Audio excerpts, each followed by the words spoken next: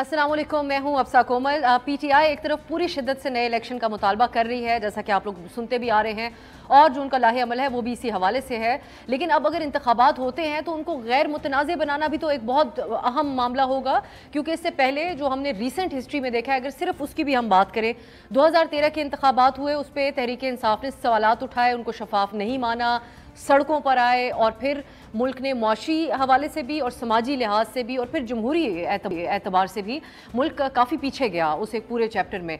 2018 के उसके बाद इंतखाबात हुए, तो इसको जो इस वक्त की मौजूदा पीडीएम का सेटअप है, उस वक्त की अपोजिशन थी, इन्होंने शफाफ नहीं माना और इन्होंने इमरान खान को सिलेक्टेड वज़ीर आज़म कहा, और फिर इसी सूरत में पीडीएम भी बनी। अब इस वक्त जो है हम ये भी देख रहे हैं, और उस वक्त एक ये शिकवा भी ज़रूर रहा कि अपोजिशन की तरफ से, और हमने देखा भी कि इंतकामी कार्रवाइयाँ होती रहीं, और अब जो पीडीएम का सेटअप बैठा है वो एक पेश गोई के तौर पे ख्वाहिश का इजहार कर रहे होते हैं कि इस किस्म का मामला इमरान खान साहब के साथ भी होने वाला है। अब दोनों जो सूबाई असम्बली हैं वो इमरान खान साहब अपने ऐलान के मुताबिक तहलील कर चुके हैं, लेकिन अब मामला है केयर टेकर सेटअप का, जो हमें अनफॉर्चुनेटली सेटल होता हुआ नज़र नहीं आ रहा। पंजाब में निगरान सेटअप के हवाले से अब मामला पार्लिमानी कमेटी में भी आज की खबर यह है कि वहाँ पे भी इत्तेफाक राय नहीं हो सका और इलेक्शन कमीशन की तरफ जाता हुआ चला जा चुका है ये मामला। दूसरी तरफ खैबर पख्तूनख्वा में भी हमें कुछ ऐसे ही हालात बनते हुए नजर आ रहे हैं। बज़ाहिर ऐसा नहीं लगता, इससे हमने कल भी डिस्कस किया कि वहाँ पे भी कोई बैठ के एक नाम के ऊपर मुशावरत होगी। ख़ास तौर पे पंजाब के हवाले से कहा जा रहा है कि जो नाम दिए गए हैं नून लीग की तरफ से, पीडीएम की तरफ से, उन पर बड़ा ये बात बड़ी वाज़ेह थी कि उसके ऊपर एतराज़ होगा। ख़ास तौर पर आहद चीमा साहब का नाम, जिस पर आज भी मलिक अहमद खान साहब काफ़ी प्रेस करते रहे और पीटीआई खुलकर तनकीद कर रही है।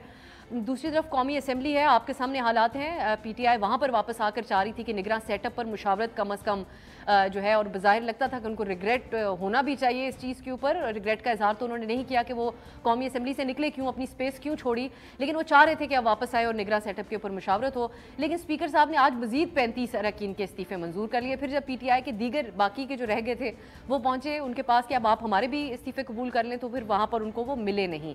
तो अब बज़ाहिर ऐसा लगता है कि एक निगरान सेटअप के ऊपर इत्तफाक नहीं हो सकता, तो फिर अब इलेक्शन तो कभी ना कभी होने हैं, तो वो कैसे एक गैर मुतनाज़ और शफाफ इंतखाबात होंगे।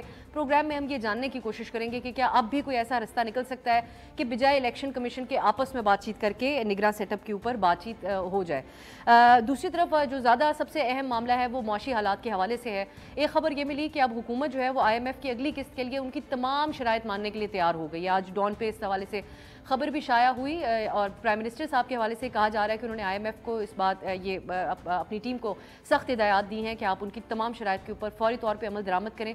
वज़ीर मुमलिकत बराए फाइनेंस आयशा गौस पाशा साहिबा, जो अभी जिनेवा में भी बातचीत होती रही उसमें का कलीदी एक हिस्सा रही, वो ये बात कहती हैं कि IMF को इस बारे में आगाह किया गया है पाकिस्तान की तरफ से कि हम तमाम इस्लाहात करने के ऊपर तैयार हैं, लेकिन हुकूमत जो है वो उनकी शराइत के ऊपर अमल दरामद तो चाहती है, लेकिन कुछ इस तरीके से किया जाएगा कि जो मुतवसत तबका है उसके ऊपर उसका ज़्यादा असर ना हो।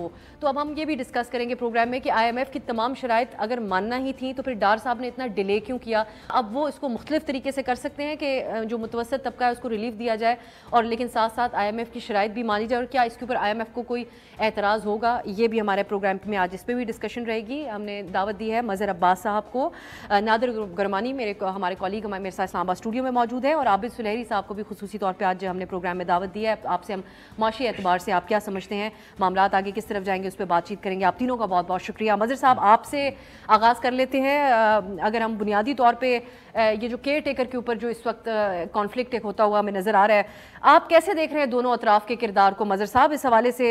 एक तो जिस तरीके से नेशनल असम्बली से सफाया किया जा रहा है पीटीआई का, बेशक इसका जवाब उन्होंने ही देना है कि वो पहले निकले क्यों थे, असम्बली से इस्तीफे दिए क्यों थे, लेकिन हुकूमत का रवैया स्पीकर साहब का रवैया आप कैसा देख रहे हैं? और दूसरी तरफ आप समझते हैं कि बहुत ज़रूरी है इस वक्त के केयर टेकर कम अज़ कम ऐसा हो जिसके ऊपर दोनों का इत्तेफाक राय हो, बजाय इसके कि इलेक्शन कमीशन किसी को लगाए जिसके ऊपर पहली पीटीआई के सख्त सवालात मौजूद है? जी शुक्रिया अफसा। देखिए, मेरे ख्याल में मायूस कुन है अगर आप एक अल्फाज में, एक लफ्ज़ में अगर आप इस पूरे जो सिचुएशन है उसको देखें तो इंतहाई मायूस कुन नज़र आ रही है सूरत हाल। गवर्नमेंट का रवैया भी मायूस कुन है। जो केयर टेकर, अगर अगर दो फरीक जो हैं, गवर्नमेंट और अपोजिशन, अगर एक नाम पर इत्तेफाक नहीं कर सकते तो एक निज़ाम पे कैसे इत्तेफाक कर सकते हैं? अगर वो एक नाम पर ही इत्तेफाक राय नहीं हो सकता, जो कि जिसका पीरियड कितना होता है, 90 डेज, उसके पास इख्तियार क्या होता है? वो कोई बेसिक ऐसी ऐसी इन्फ्लुएंस तो नहीं कर सकता इलेक्शन। तो अगर हम उस पर भी इत्तेफाक नहीं कर सकते, उस पर भी हमारा इत्तेफाक राय नहीं हो सकता, तो हमें रिविजिट करना चाहिए कि क्या हम वाकई डेमोक्रेट्स हैं या नहीं हैं। क्या वाकई हम एक डेमोक्रेटिक सिस्टम को चलाना चाहते हैं या नहीं चलाना चाहते। क्योंकि जो 18वीं तरमीम के बाद ये चीज़ें डिसाइड हुई थी कि किस तरह का एक इंटरम सेटअप बनेगा, किस तरीके से लीडर ऑफ द हाउस और लीडर ऑफ द ऑपोजिशन जो है वो प्राइम मिनिस्टर के नाम, इंटरम प्राइम मिनिस्टर के नाम पर इत्तेफाक करेंगे, मिलकर चेयरमैन नैब का इंतखाब करेंगे, मिलकर इलेक्शन कमीशन का इत्तेफाक करेंगे। किसी एक चीज़ में अगर वो नाम दे भी देते हैं, वो बन भी जाता है, तब भी एतराज उन्हीं की तरफ से आता है जो नाम देते हैं। यानी आप इलेक्शन कमीशन को उठा लें, आप नैब को उठा लें, आप तो मेरे ख्याल में तो ये बहुत मायूस कुन जो है रवैये हैं। अब ये कि रेजिग्नेशन, लेकिन एक और चीज है, जिस तरह आहत चीमा साहब का नाम था, आप वो भी मुकम्मल कीजिएगा बात। आहत चीमा साहब का नाम भेजा गया, इसके ऊपर आप अभी कंट्रोवर्सी जो है वो पीटीआई ने की है। आम तौर पे, अमूमी तौर पे ये रवैया पीटीआई की तरफ से होता है, लेकिन जो पीटीआई ने नाम भेजे उसको मलिक साहब ने भी कहा कि काफ़ी काबिल कबूल किस्म के नाम है, उनके ऊपर बात हो सकती है बैठ के। लेकिन आहत चीमा साहब का नाम भेज के क्या इन्होंने भी इस किस्म का रवैया अपनाया है कि ना ही बातचीत हो सके और मामला फिर इलेक्शन कमीशन की तरफ ही जाए? आप समझते हैं कि इसमें ज़्यादा यहाँ पर रोल नून लीग की तरफ से है कि ना इत्तेफाक हो पाए? देखिए, पहली चीज़ तो ये कि जैसे रेजिग्नेशन उठा ले आप, यानी अगर आपको एक ऐसी क्लॉज आपके हाथ लग गई है स्पीकर साहब के कि जी वो मुतमईन होंगे, मुतमईन होने के लिए आपको कितना वक्त चाहिए होता है? 1 दिन, 2 दिन, 1 हफ्ता, 1 महीना, इससे ज़्यादा तो नहीं चाहिए होता। आपके पास रेजिग्नेशन आए, अगर मेरा रेजिग्नेशन फर्ज करें स्पीकर के पास के जाता है और मैं ये समझता हूं कि मैं रिजाइन नहीं देना चाहता या मेरा रेजिग्नेशन गलत गया, तो मैं इमीडिएटली अप्रोच कर लूंगा। ये स्पीकर का डिसीजन 1 हफ्ते से ज्यादा होना ही नहीं चाहिए डिले। लेकिन इस क्लॉज को पॉलिटिकली मिसयूज करता है स्पीकर। 2014 में भी यही किया था, लटकाया रखा आपने। तो ठीक है वो वापस चले गए, लेकिन लटकाए क्यों रखा? आप ऐलान कर दें कि जी मैं अगले 3 दिन में रेजिग्नेशन, अगर किसी ने आके वजाहत करनी है तो वजाहत कर दें, वरना मैं 3 दिन से लेके 4 दिन तक मैं एक्सेप्ट कर लूंगा या रिजेक्ट कर दूंगा, जो भी है उसमें। तो मेरा ख्याल है ये इसमें इस पूरे अमल में स्पीकर रिस्पॉन्सिबल है। उस वक्त भी 2014 में भी स्पीकर रिस्पॉन्सिबल थे, अब भी स्पीकर रिस्पॉन्सिबल। दूसरे ये कि जैसे केयर टेकर चीफ मिनिस्टर का नॉन सीरियस नाम जो दिए हैं, देखिए आहत चीमा का नाम उनको पता था कि आहत चीमा के नाम पे हो आप, और नॉर्मली आप नाम ऐसे देते हैं जिसपे आप एक्सपेक्ट करते हैं कि दूसरा फरीक इस पे एतराज नहीं करेगा। उसकी ऐसी क्रेडिबिलिटी होती है कि जिसपे आपको ये होता है कि इस पर एतराज नहीं किया जाएगा। जैसे 2013 में फखरुद्दीन जी इब्राहिम साहब का नाम था, उस पर सबने इत्तेफाक कर लिया। तो कोई ऐसा नाम तलाश किया जाता है कि जिसपे सबका इत्तेफाक राय हो जाए। अब इत्तेफाक राय नहीं हुआ, अनफॉर्चुनेट है। दूसरी तरफ से भी जो नाम आए थे उसमें कुछ टेक्निकल फ्लॉज हैं, किसी की ड्यूल नेशनैलिटी है, किसी की सर्विस कंप्लीट अभी नहीं हुई है, ख़त्म नहीं हुई है। तो जैसे नासिर खोसा साहब हैं, जो आदमी इनकार कर रहा हो सबसे ज़्यादा उसे अप्रोच करना चाहिए, जो आदमी रिग्रेट कर रहा हो उससे जाके रिक्वेस्ट करनी चाहिए। तो मेरा ख्याल है कि इलेक्शन कमीशन के पास अब ये बात आई है, तो इलेक्शन कमीशन जो है वो चीफ इलेक्शन कमिश्नर खुद नासिर साहब से रिक्वेस्ट करें और उनसे कहें कि आपके जो भी रिजर्वेशन वो हैं, बेहतर है कि अगर आप इस सिचुएशन में आ जाएं तो बहुत बेहतर है। वरना आप और किसी को करेंगे तो वो कंट्रोवर्सी अपनी तरह अब चलती रहेगी और हम किसी नतीजे पर नहीं पहुंचेंगे। सुलेरी साहब, अब क्योंकि मामला जब सियासत का है, उसको हमारे जो सियासतदान और ख़ास तौर पे इमरान खान साहब उसको डायरेक्टली लिंक कर रहे हैं मईशत के साथ। मैं आपसे IMF की शराइत के हवाले से तो जो हुकूमत बात कर रही है उस पर अगले मरहले में बात करती हूँ, लेकिन क्या आप ये बताएंगे हमारे नाजरीन के लिए कि ये जो इंस्टेबिलिटी है जो माशी तौर पर, क्या ये डायरेक्टली कनेक्टेड है जो इस वक्त हुकूमत बैठी हुई है जिसके पास मुकम्मल मैंडेट हासिल नहीं है, फ्रेश मैंडेट अवाम का, क्या इसी की वजह से है क्योंकि इमरान खान साहब ये कह रहे हैं कि इनको लोग पैसे देने के लिए तैयार नहीं है, या ये एक जो हमारा मौशी पॉलिसी रही है, मौशी पॉलिसी में एक फुकदान भी रहा है, ये उसी के नतायज है। मतलब इसको अगर बड़े ही वाज़े तौर पे बयान किया जाए तो इसकी आप वजह किसको समझते हैं, जो हम आए रोज़ एक हालात ख़राब होते हुए देख रहे हैं मौशी एतबार से? देखिए, इनसिक्योरिटी ब्रीड्स इनसिक्योरिटीज, तो ये एक विशेष साइकिल में हम फंस गए हैं। जो मुआशी सियासी अदम इस्तेहकाम था, पोलिटिकल इंस्टेबिलिटी, उसके असरात हमारी मईशत पे नुमाया हुए और वो होते चले गए। जो आपने सवाल किया कि दोस्त ममालिक की तरफ से ट्रांजैक्शन आना, तो वो किसी इंडिविजुअल को नहीं oblige कर रहे होते, वो हुकूमत को oblige कर रहे होते हैं। और उनकी कोशिश होती है कि उस हुकूमत को oblige किया जाए जिसके चलने के, जिसके रहने के आसार जो हैं वो कोई मीडियम टू लॉन्ग टर्म नज़र आ रहे हो। अगर सियासी अदम इस्तेहकाम होगा तो जाहिर है कि वो लोग अपना मुआशी एतबार से सपोर्ट नहीं करेंगे। और फिर जब मुआशी हालात बिगड़ते हैं और उस पर सियासत होती है तो वो एक नई जो है इनसिक्योरिटीज़ को जन्म देता है। तो हम एक ऐसे गर्दाब में फंस गए हैं जिसमें एक चीज़ दूसरे के नेगेटिविटी को बढ़ाती चली जा रही है। और इसी की वजह से जो IMF का प्रोग्राम है वो भी लिम्बो का शिकार रहा। मुझे ये कहने में कोई यार नहीं कि जो वोट ऑफ नो कॉन्फिडेंस से पहले जो IMF का प्रोग्राम लिम्बो में गया था, वो PTI उस वक्त की अपोजिशन के खौफ में उन चीज़ों को इम्प्लीमेंट नहीं कर पा रही थी। अब अगर मौजूदा 10वां रिव्यू जो है वो लिम्बो में है, 9वां रिव्यू, तो PDM जो है वो PTI के खौफ से उसको इम्प्लीमेंट नहीं कर पा रही। और एक जो चीज़ पाकिस्तान में देखी जाए तो हमें जो समझने की ज़रूरत है, हम सब जो पॉलिटिकल पार्टीज़ हैं, आवाम है, हर कोई IMF को कंडेम कर रहा होता है, लेकिन IMF जो है उसकी बात सुननी चाहिए कि उसकी लॉजिक या रैशनल है क्या।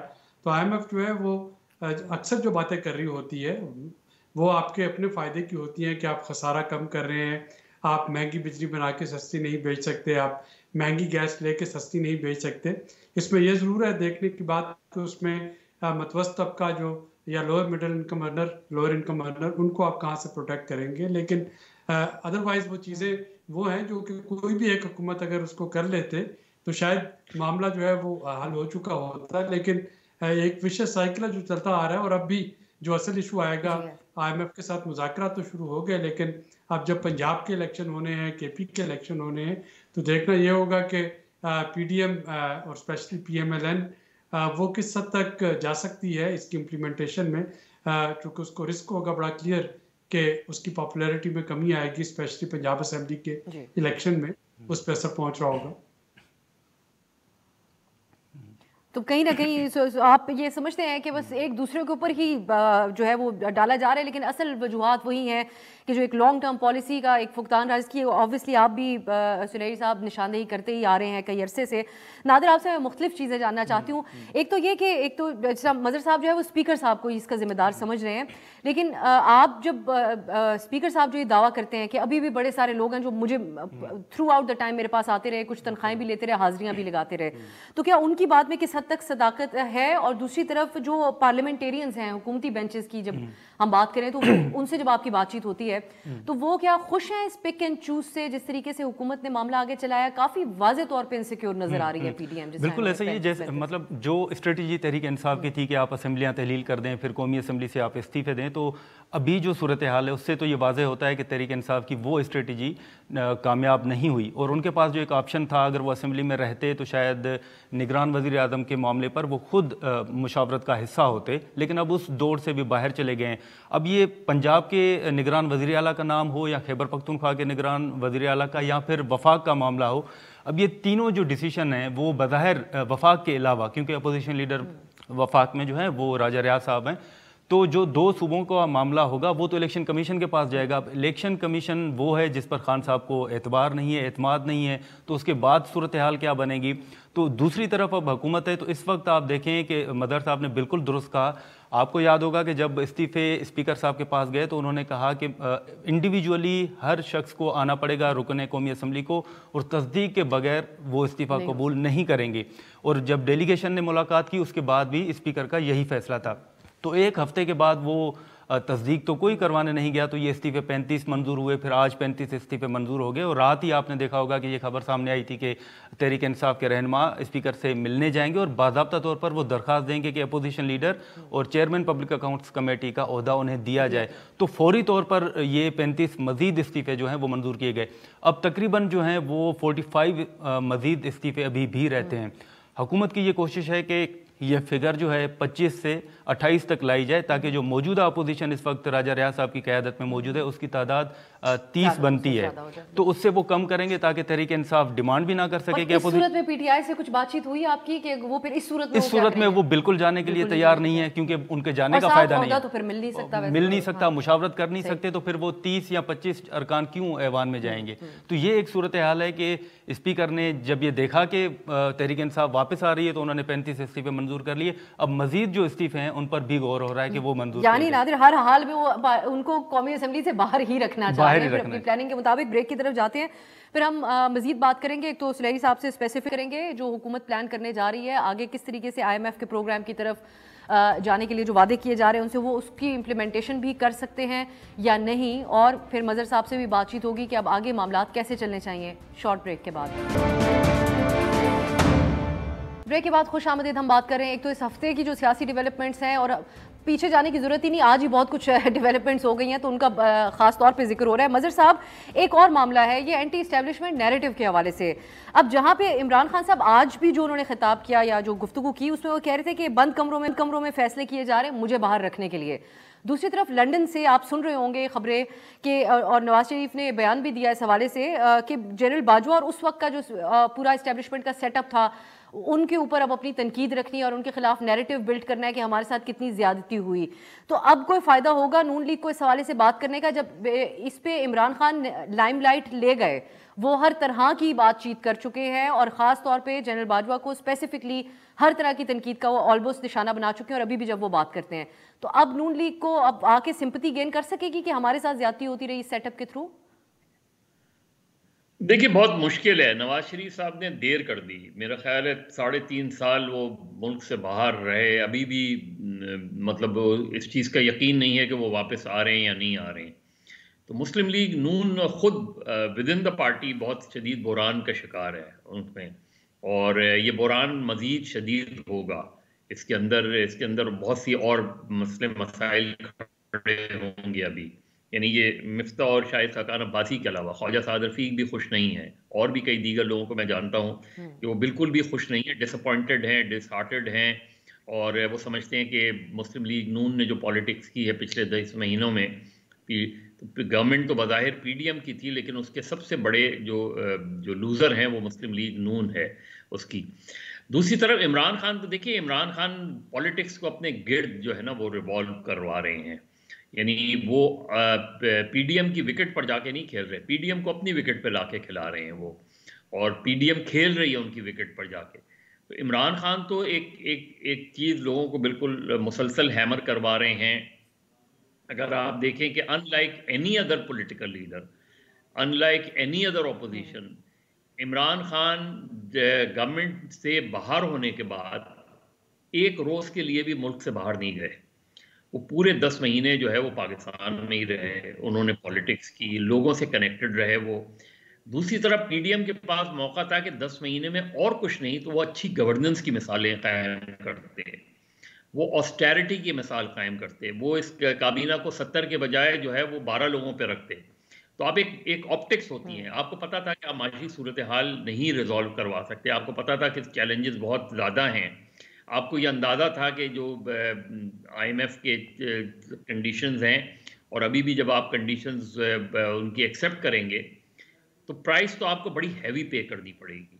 तो और कुछ नहीं तो अगर आप अच्छी गवर्नेंस की, ऑस्टेरिटी की अच्छी मिसालें कायम करते, ऑप्टिक्स अच्छे देते, चीज़ों को बहुत ज़्यादा जो है अटैक्स नहीं करते अपनी इस वक्त की अपोजिशन पे, तो मेरा ख्याल है उसका PDM को फ़ायदा होता। तो PDM ने ना अपनी सियासत बचा पाई, PDM जिसका वो कहते हैं कि हमने अपनी सियासत कुर्बान की है, और ना ही रियासत को बचाने के लिए कोई ऐसे इक़दाम किए।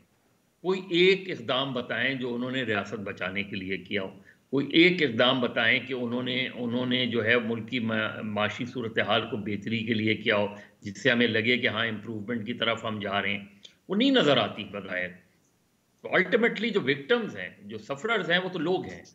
तो लोग जब सफ़र करते हैं तो वो ये नहीं देखते कि पिछली गवर्नमेंट ने क्या किया, वो ये देखते हैं कि आपने क्या किया, आपने उसको इम्प्रूव करने के लिए किया। तो Imran Khan is not a loser in this game. I think PDM ji की जो जमातें हैं और ख़ास तौर पे पीएमएलएन, उसने बहुत ज़्यादा लूज़ किया है और अभी भी सिचुएशन उनके हाथ से संभल नहीं पा रही। मजहर साहब, तो फिर ये उनका फिर ये आइडिया दुरुस्त नहीं है कि अब मरियम नवाज वापस आए तो वो फिर बयानियां शुरू करें जनरल बाजवा के हवाले से, क्योंकि इस वक्त इल्जाम पीडीएम की जमातों पे इमरान खान खुल के लगा रहे हैं कि आप उनकी सपोर्ट से वोट ऑफ नो कॉन्फिडेंस लेके आए, जनरल बाजवा की सपोर्ट से। दूसरी एक चीज ये कि चंद दिन पहले तक, चंद एक आध महीना पहले तक भी मतलब अगर मैं ये कंप्लीट कर लूं कि जो प्रेस कॉन्फ्रेंसेज हो रही थी उसमें भी डायरेक्टली इनडायरेक्टली हुकूमती वुज़रा बैठ के जनरल बाजवा को डिफेंड कर रहे थे जब इमरान खान साहब उनके ऊपर इल्जाम लगाते थे। तो फिर ये सवाल नहीं पैदा होगा नून लीग से कि आपके वक्त में वो बड़े शान शौकत के साथ रिटायर हुए, उसके बाद अब आप जब ये बात कर रहे हैं तो उसकी क्या अहमियत?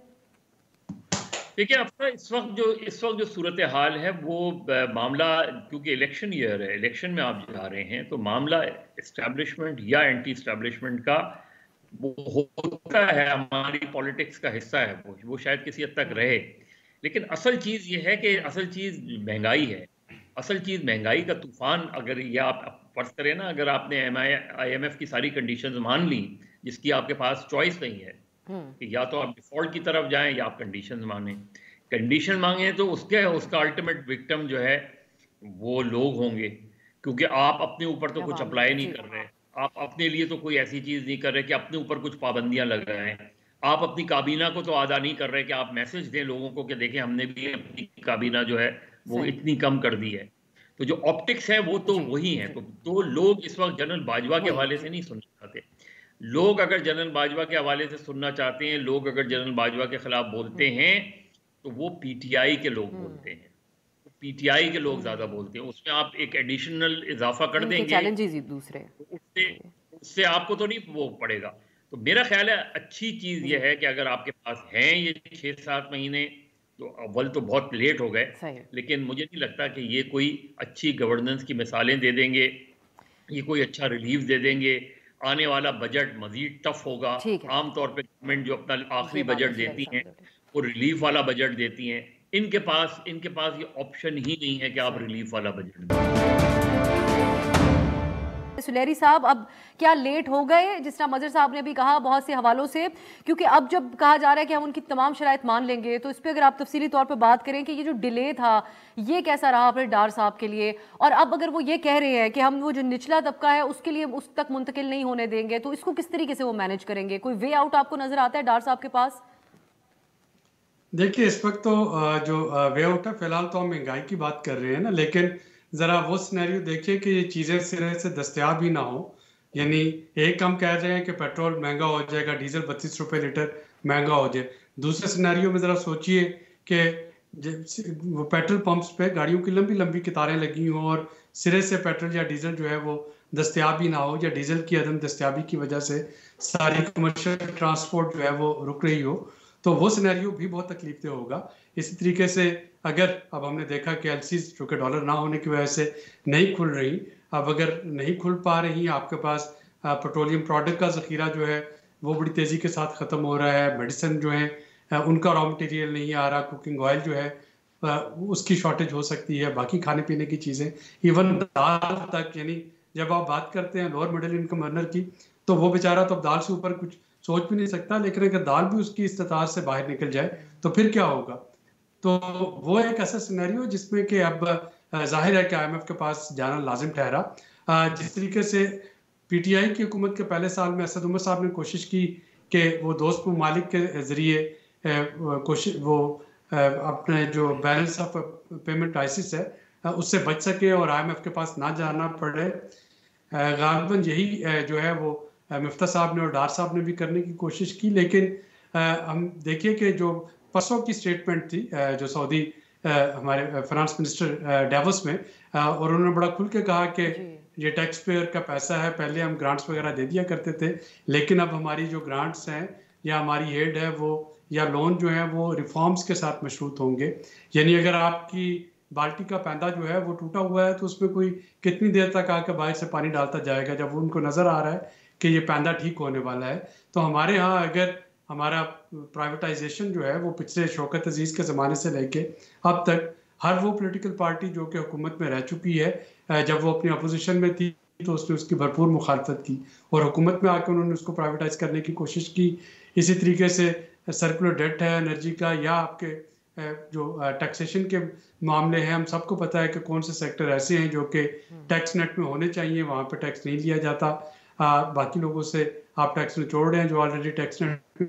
तो ये वो रिफॉर्म्स हैं जो कि अब करना लाजम ठहरेंगी। और मेरा ख्याल है कि इस वक्त जो भी जमात जो है PDM है या PTI, उनको एक तो बड़े खुल के अपने वोटर्स को इस पे एतमाद में लेना चाहिए कि ये सारा कुछ वो क्यों करने जा रहे हैं, और उनको इस चीज़ का अहद करना होगा कि इलेक्शन के बाद जिसकी भी हुकूमत बने, अगर वो IMF के साथ मिलकर इन रिफॉर्म्स की तरफ जाते हैं तो वो इसको पोलिटिसाइज नहीं करेंगे। अगर वो इसको पोलिटिसाइज करेंगे तो ये वो जो विशियस साइकिल जिसकी हमने पिछले सेगमेंट में बात की थी वो चलता रहेगा। रही बात कि इस पे जो रिलीफ है वो कैसे प्रोवाइड कर सकते हैं, तो वो टारगेटेड सब्सिडीज़ की गुंजाइश जो है वो मौजूद है।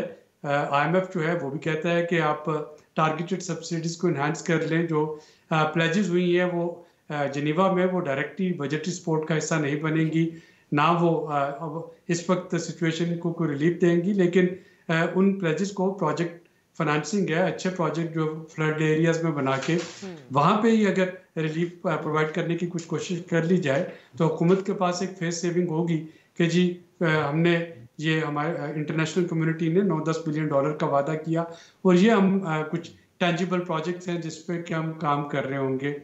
और उन प्लेजेस को भी अगर आप फर्दर स्क्रूटिनाइज करें तो $8.2 बिलियन तो डायरेक्टली वर्ल्ड बैंक के, ADB के, इस्लामिक डेवलपमेंट बैंक के और एशिया इंफ्रास्ट्रक्चर डेवलपमेंट बैंक के हैं। और ये चारों भी तभी आपको मिलेंगे जब आप IMF के साथ रिफॉर्म का वादा करेंगे।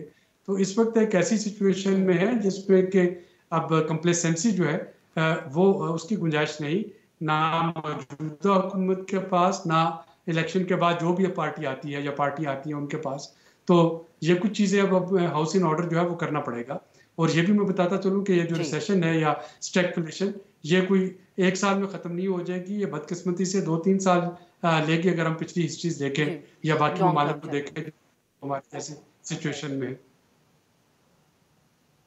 जी, अब नादिर, जिस तरीके से सईद साहब ने तो हमारे लिए इस मामले को तो काफ़ी हद तक सम अप भी किया है और इसमें संजीदगी दरकार है जो कि ऑब्वियसली हमें नज़र नहीं आती। ऑन दी अदर हैंड हम जो ये एक रवैया देख रहे हैं हुकूमत की तरफ से, एक पेशगोई का सिलसिला भी जारी है कि इमरान खान गिरफ्तार हो जाएंगे और फिर या तो वो नाअहल भी होंगे तो वो तो आगे होंगे नहीं एक सियासी एरिना में, और फिर इमरान खान साहब खुद भी कहते हैं कि ये लोग मुझे माइनस करना चाह रहे हैं।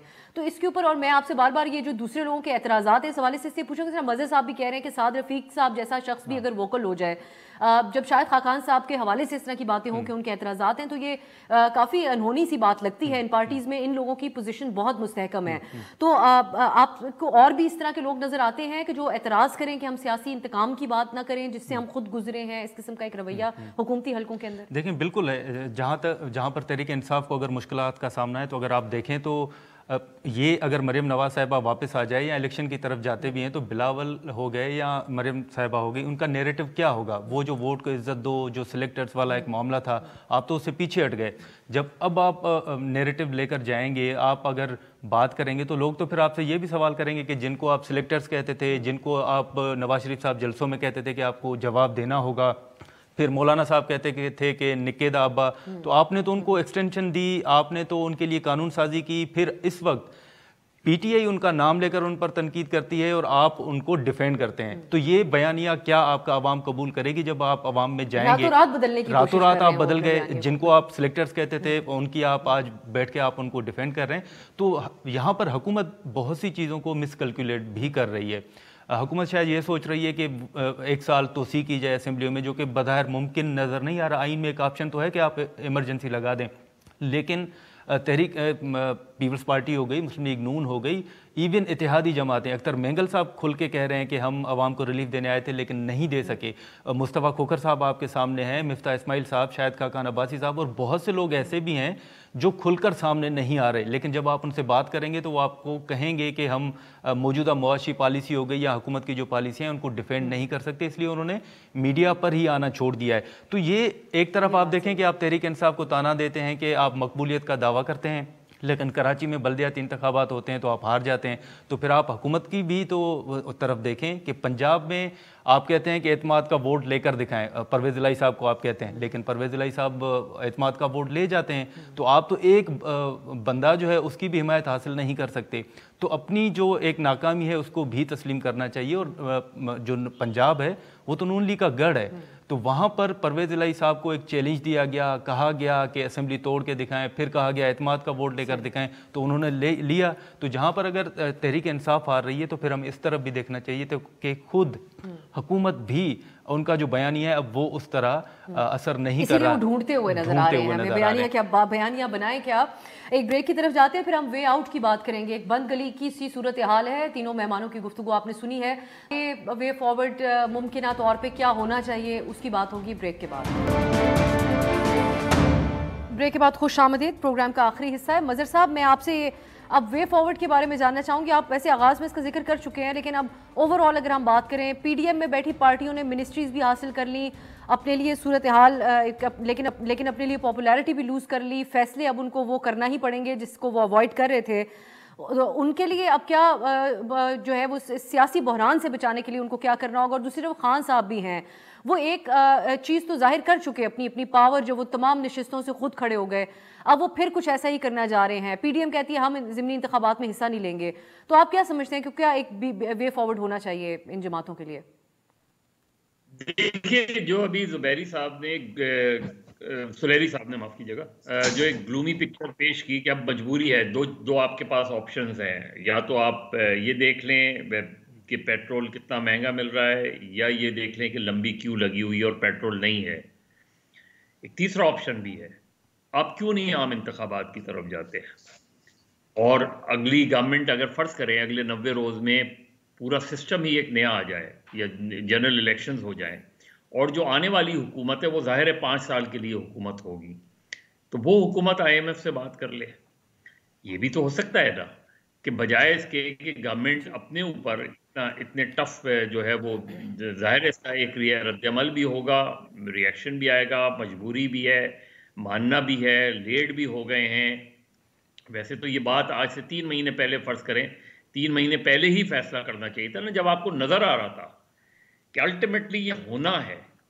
तो उसके लिए सबसे अच्छी चॉइस तो ये थी कि, और अब भी सबसे बेहतर ऑप्शन इनके पास यही है कि वजीर आजम खिताब करें, वजीर आजम नेशनल असेंबली डिसॉल्व करें, प्रोविंशियल असेंबलीज डिसॉल्व हों, इलेक्शन की तरफ नए इंतखाबात हों, नई गवर्नमेंट आए, आप जाएं लोगों के सामने अपना नैरेटिव लेके, नई गवर्नमेंट आए, 5 साल वाली गवर्नमेंट आए, ताकि आप ये कह सके, फर्ज करें आप हार जाते हैं तो आप ये कह सकेंगे कि हमने नए इंतखाबात करा के उस चीज को बचा लिया एक तरीके से, और हमने अब आए जो भी गवर्नमेंट आएगी उनके लिए तो टफ होगा ना, उनके लिए भी। तो मेरे ख्याल में दूसरा खान साहब के लिए, अब जैसे इन्होंने फैसला किया है कि 70 के करीब, 80 के करीब अगर फर्ज करें आपको इलेक्शन कराने पड़े, बाय इलेक्शन, तो ये हिमाकत होगी कि इमरान खान खुद लड़े।